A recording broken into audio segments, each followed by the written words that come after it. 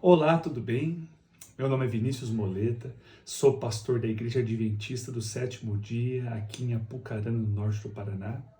E hoje, dia 21 de abril de 2025, uma notícia está abalando todo mundo e tomou todas as redes sociais, que foi a morte do Papa Francisco.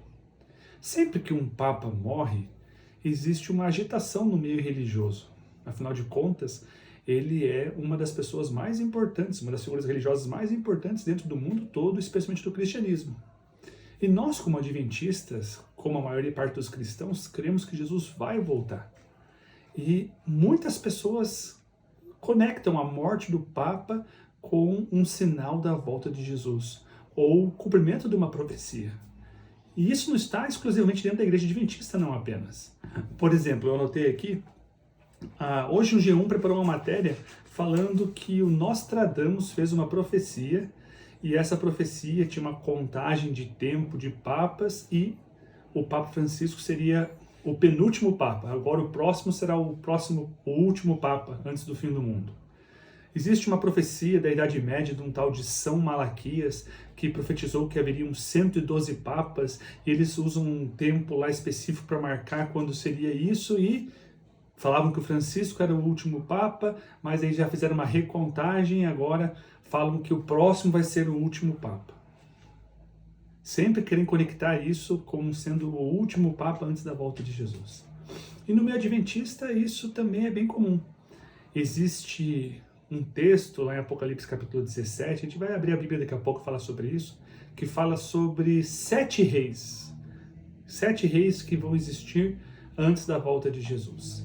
Eu lembro que eu ainda, quando menininho, eu li esse livro aqui, ó, Os 7 Reis da Profecia de Apocalipse 17. E esse livro ali, nos anos 90, falava sobre que os 7 reis de Apocalipse 17 eram os 7 últimos papas, contando a partir do Tratado de Latrão. E segundo a contagem deles, eles faziam lá uma explicação e várias teorias, João Paulo II seria o último papa.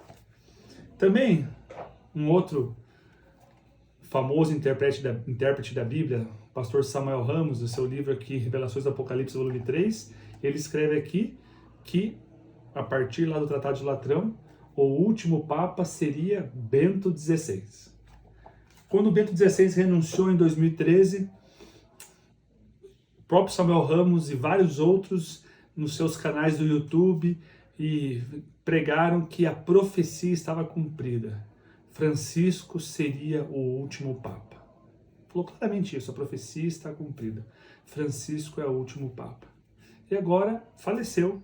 E eu já vi hoje no Twitter pessoas, nem dentro da Igreja Adventista, mas pessoas no geral, fazendo uma adaptação dessa conta dos últimos 7 papas e garantem, o próximo Papa será o último Papa. Irmãos, eu como pastor adventista, meu maior sonho é ver Jesus voltar. E eu gostaria que Francisco fosse o último Papa, como eu gostaria que Bento XVI fosse o último Papa, como espero que o próximo seja o último Papa. Eu quero ver Jesus voltar. Mas eu quero deixar muito claro para vocês que a Bíblia nada fala sobre isso. Não existe uma profecia onde nós vamos fazer uma conta e a partir dessa conta nós vamos chegar nesses últimos papas. Quer ver só? Permita aqui abrir a Bíblia em Apocalipse capítulo 17. Então vamos lá, Apocalipse capítulo 17, vamos ver aonde estão esses famosos 7 reis de Apocalipse. Então, diz assim, a partir do verso 9. Aqui está a mente que tem sabedoria. As 7 cabeças são 7 montes, nos quais a mulher está assentada. São também 7 reis, dos quais 5 caíram, um existe e o outro ainda não chegou. E quando chegar, tem de durar pouco tempo. E a besta que era e não é mais, é também o 8º rei, mas faz parte dos 7 e caminha para a destruição. Então, qual que é a argumentação dessas pessoas que gostam de pegar essa profecia aqui e jogar para esse futuro próximo da volta de Jesus? Por isso a gente chama que é um futurismo adaptado. Em vez de ser como os adventistas interpretam tradicionalmente, que é uma versão historicista, que os eventos se cumprem ao longo da história, desde os dias dos profetas até a volta de Jesus, esse futurismo adaptado, ele joga tudo para o tempo do fim, antes da volta de Jesus. Então, qual que é a interpretação deles? Esses 7 montes que fala aqui, né? Essas 7 cabeças são 7 montes. Os 7 montes são as 7 colinas de Roma. Então também 7 reis, dos quais 5 já caíram, um existe e outro há de vir, e depois vai vir o 8º rei.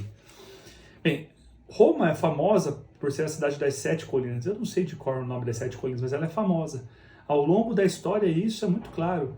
Por exemplo, quando o rei da Rússia ele foi lá e derrotou Napoleão Bonaparte, antes dele invadir Paris, ele acendeu 7 fogueiras ao redor de Paris, para representar as 7 colinas de Roma, pedindo uma bênção papal para atacar Napoleão Bonaparte em Paris. Então, essa conexão das 7 colinas com Roma sempre foi feita.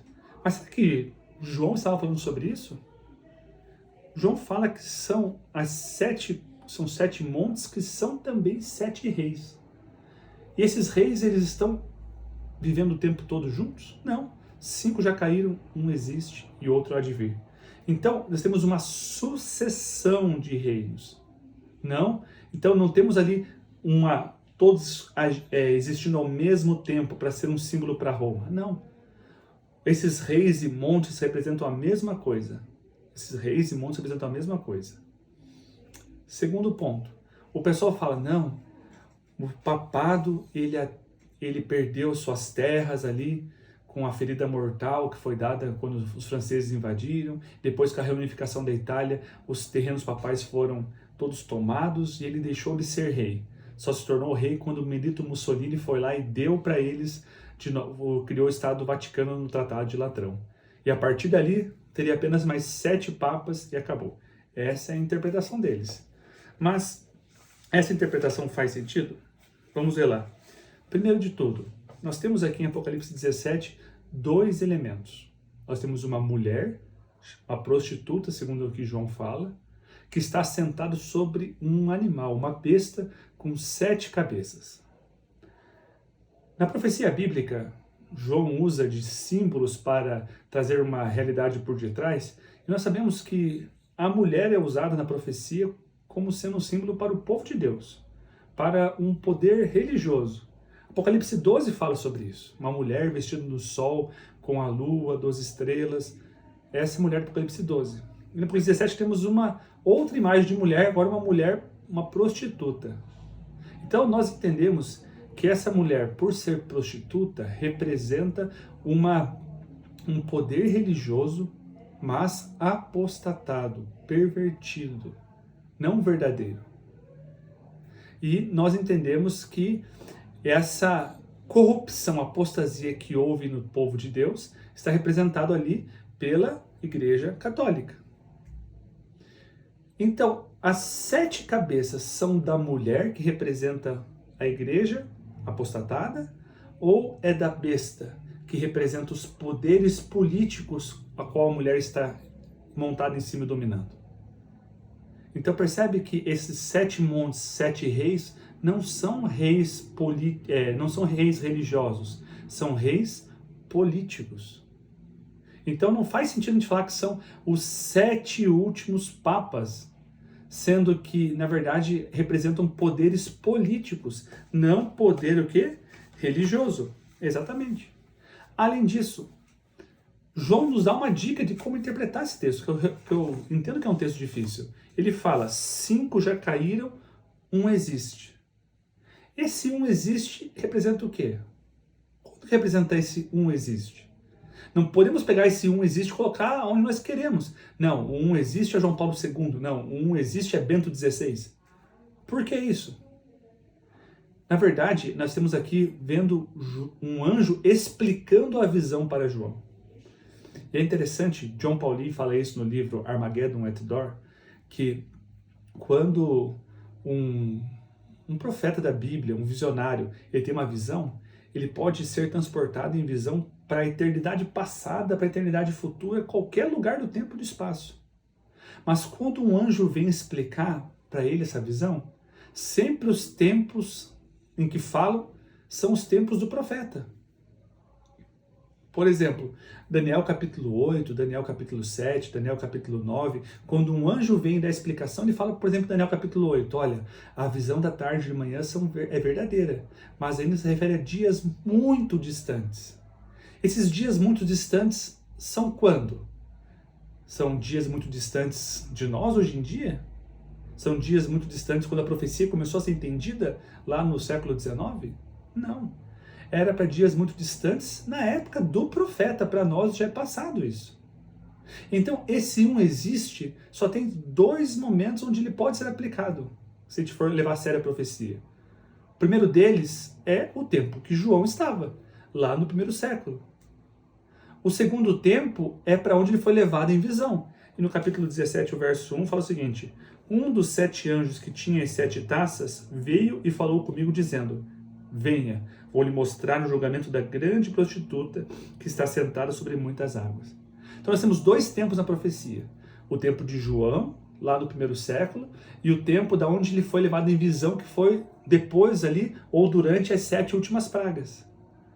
Bem, se nós for pegar o um existe como sendo lá no final das 7 pragas, ou durante as 7 pragas, a profecia não faz sentido. Então, o único momento onde podemos se aplicar o um existe é o tempo de João. É o tempo de João. Então, o que são esses 7 reis, 7 cabeças, 7 montes? Representam poderes políticos usados por Satanás, que estava carregando a prostituta, a religião, o poder espiritual nas suas costas. Tá, pastor, mas como interpretar, então, como entender isso? Olha, existem 3 elementos dessa profecia que eles se repetem em outro capítulo do Apocalipse. Uma mulher, um animal vermelho com 7 cabeças e 10 chifres e deserto, sendo que a palavra deserto em grego, João só usa no capítulo 12 e no capítulo 17. Então nós temos uma conexão literária entre esses 2 capítulos. E no capítulo 12 nós temos lá, o verso 1 diz o seguinte: viu-se grande sinal no céu, uma mulher vestida do sol, com a lua debaixo dos pés e uma coroa de 12 estrelas na cabeça. A mulher estava grávida e gritava com dores de parto, sofrendo tormentos para dar à luz. Então nós temos aqui uma mulher, e nós temos elementos aqui nessa visão para nos ajudar a identificar essa mulher. Que elementos são esses? Olha, João estava falando aqui, 12 estrelas, sol e lua. São os elementos do sonho de José. Então, mulher na profecia nós entendemos que é um símbolo para uma igreja, para o povo de Deus. E esses elementos do sonho de José nos levam ao quê? A história de quando o povo de Israel surgiu.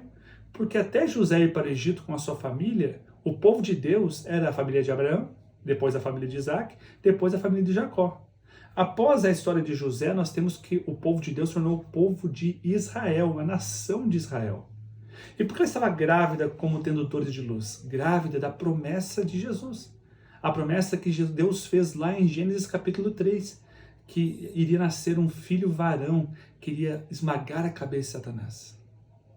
Então, nós temos aqui uma mulher, representando ali o povo de Deus, que no Antigo Testamento era o povo de Israel, grávida com a promessa do nascimento de Jesus.